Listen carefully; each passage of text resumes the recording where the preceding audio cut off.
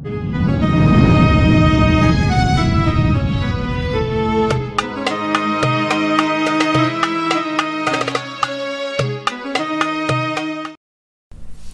saking fokusnya dia kepada Allah, dia kadang menghiraukan lagi, kadang merasakan lagi apa yang berlaku di sekelilingnya. Oleh karena itu Muslim bin Yasar tidak merasakan runtuhnya tiang masjid di mana manusia berkumpul kepadanya. Perhatian sembahyang Muslim bin Yasar, salah seorang aulia Allah, sembahyang, runtuh masjid, kada tahu. Dari saking fokusnya kepada salat itu.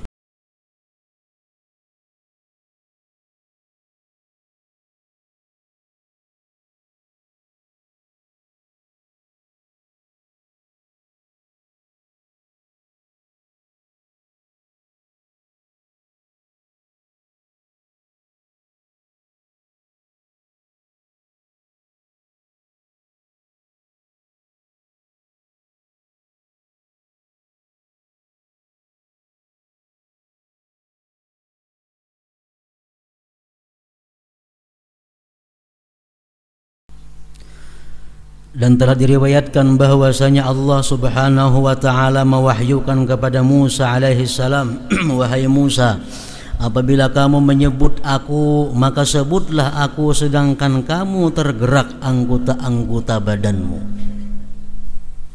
Artinya, wahai Musa, kalau ikam menyebut namaku, hendaklah kamu itu takut kepadaku.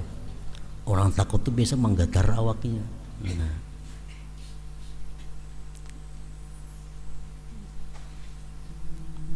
Dan jadilah kamu ketika mengingatku sebagai orang yang khusyuk dan tenang.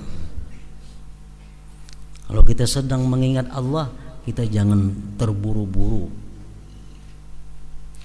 Dan apabila kamu menyebut aku, maka jadikanlah lidahmu di balik hatimu. Artinya hati lawan lidah itu seirama.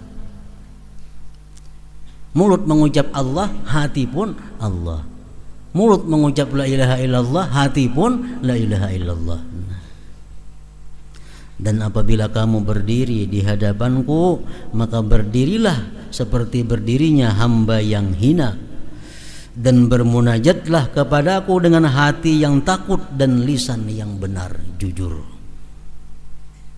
Dalam sembahyang kita mengakui wajjahtu wajhiya lilladzi fataras samawati wal arda.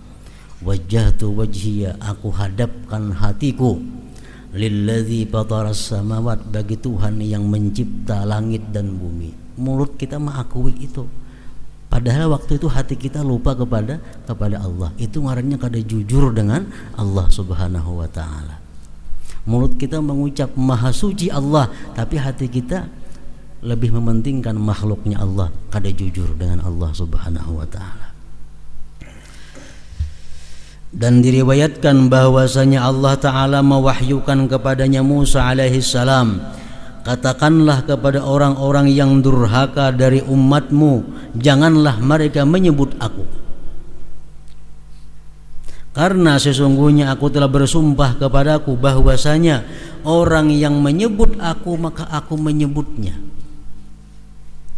Bila kita menyebut Allah, Allah menyebut kita. Kita mengingat Allah, Allah mengingat kita. Dan apabila mereka orang-orang yang maksiat menyebut aku, maka aku menyebutkan mereka dengan kutukan, dengan laknat. Orang-orang zalim, orang-orang yang banyak punya dosa-dosa besar, kalau dia berzikir, Allah bukan membalas zikir dengan zikir, membalasnya dengan laknat.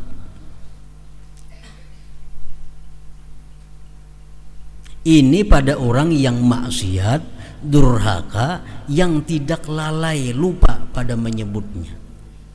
Ini orang ahli maksiat berzikir khusyuk, dilaknat oleh Allah, dilaknat oleh Allah. Maka bagaimanakah apabila berkumpul antara lalai dan durhaka? Maksiat sudah banyak kepada Allah, berzikirnya lalai pulang, kada kau dibayangkan lagi. Orang yang banyak dosa berzikir khusyuk, dilaknat oleh Allah. Apalagi mana banyak dosa, mana berzikirnya pulang lalai, maginnya lagi. Nah, maka itu dianjurkan sebelum kita berzikir suruh sembahyang dahulu. Sebelum berzikir beristighfar, minta ampun dahulu kepada Allah Subhanahu wa taala. Sebelum berzikir baca macam-macam bacaan supaya kita bisa menjadikan zikir itu sebagai modal untuk Allah mengingat kita dengan rahmatnya, bukan dengan laknatnya. Berbuat maksiat, la ilaha illallah, la ilaha ada maulid itu bersihi dahulu diri kita, hanya menyebut Allah, Allah pasti membalasnya dengan rahmatnya. Dengan perbedaan makna-makna yang telah kami sebutkan mengenai hati, maka terbagilah manusia kepada satu orang lalai yang menyempurnakan salatnya. Salatnya sempurna tuntung, tapi hatinya lalai. Namun hatinya tidak hadir sejenak pun daripadanya. Yang kedua, orang yang menyempurnakan dan hatinya tidak gaib, tidak lalai sejenak pun. Bahkan terkadang ia pusatkan himmahnya, keinginannya padanya Allah, sekira ia tidak merasakan apa yang berlaku di hadapannya. Daripada saking fokusnya dia kepada Allah, dia kadang menghiraukan lagi, kadang merasakan lagi apa yang berlaku di sekelilingnya. Oleh karena itu Muslim bin Yasar tidak merasakan runtuhnya tiang masjid di mana manusia berkumpul kepadanya. Perhatian sembahyang Muslim bin Yasar, salah seorang aulia Allah, sembahyang runtuh masjid, kada tahu. Dari saking fokusnya kepada salat itu. Dan sebagian dari mereka menghadiri jamaah sesaat, namun ia tidak mengetahui sama sekali orang yang di sebelah kanan dan kirinya. Masjid umpar sembahyang berjamaah, siapa dihiga ada tahu. Kenapa? Karena pikiran bukan kepada orang yang dihiga kiri kanannya. Ini kada hafal sama masjidan, orang di masjid di mana? Nah.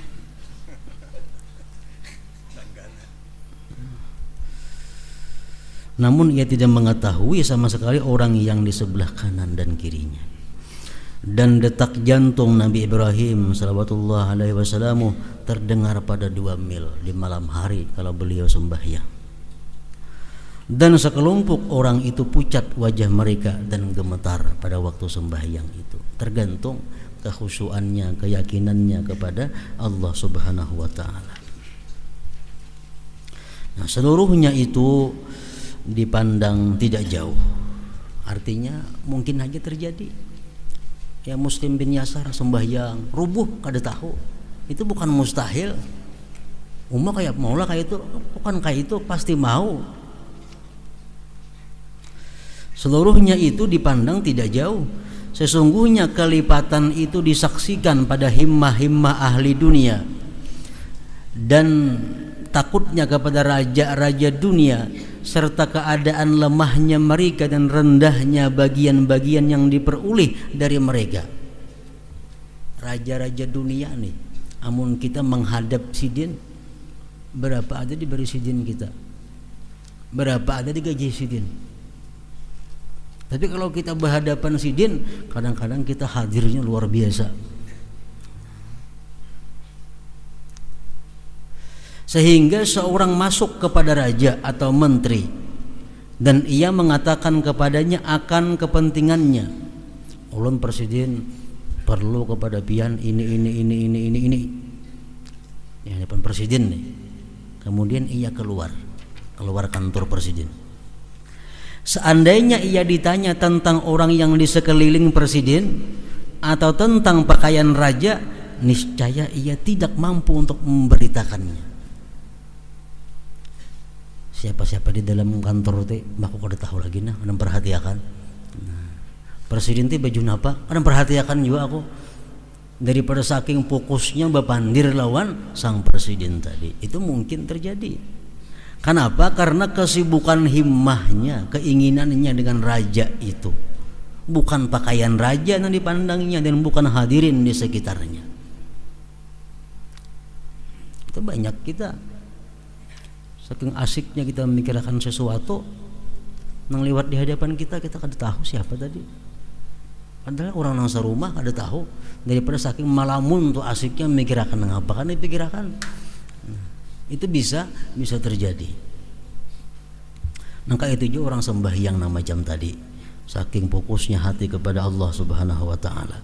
Maka bagian masing-masing orang dari salatnya adalah menurut kadar takutnya, khusyuknya dan pengagungannya. Sesungguhnya tempat pandangan Allah yang maha suci adalah hati, bukan zahir gerakan-gerakannya. Oleh karena itu sebagian sahabat radhiyallahu anhum berkata, manusia akan dikumpulkan pada hari kiamat menurut perasaan perilaku mereka dalam salat dan ketenangan dan keheningan, dan dari adanya kenikmatan dan kelezatan dengan salat itu. Di padang mahsyar panasnya luar biasa, paluh manusia sampai banjir. Orang-orang nang salatnya tenang, salatnya khusyuk, salatnya nikmat, di padang mahsyar akan menemui seperti itu kenikmatan, kelezatan dan kemudahan. Jadi kayak apa kita kayaknya di padang mahsyar tergantung kayak apa sembahyang kita di dalam dunia ini. Kalau dalam dunia sembahyang kita nyaman, dalam dunia sembahyang kita tenang, di padang mahsyar pun kita macam itu. Itu cerminannya, ujar para sahabat Nabi kita. Sungguh kata-kata sahabat itu benar, karena setiap orang itu dikumpulkan atas sesuatu yang ia mati padanya, dan ia meninggal atas sesuatu yang mana ia hidup padanya. Dalam keadaan itu dipelihara keadaan hatinya, bukan keadaan orangnya. Dari sifat-sifat hati dibentuklah gambaran di negeri akhirat. Dan tidaklah selamat di akhirat itu kecuali orang yang datang kepada Allah dengan hati yang selamat. Kita mohon kepada Allah akan baiknya pertolongan dengan balas kasih dan kemurahannya. Amin ya rabbal alamin. Kemudian penjelasan tentang obat yang berguna dalam menghadirkan hati. Kayak apa caranya supaya hati kita bisa hadir dalam sembahyang itu. فيا أيها الرجل منه شفاعة صلوا عليه وسلموا تسليما. النبي